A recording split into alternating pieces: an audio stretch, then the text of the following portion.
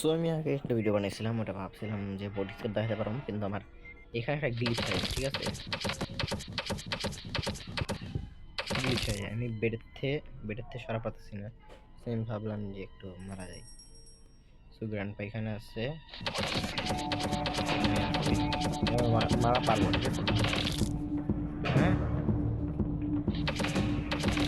এখান থেকে আমি সেভ করতে পারছি না, কারণ এখানে আমার গ্লিচ হয়ে গেছে।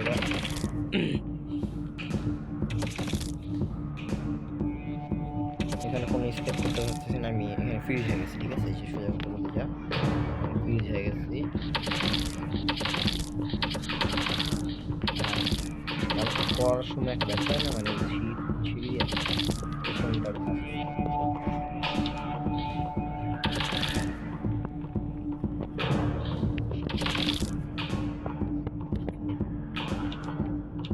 তো আমার লিভ মারতে হইলো।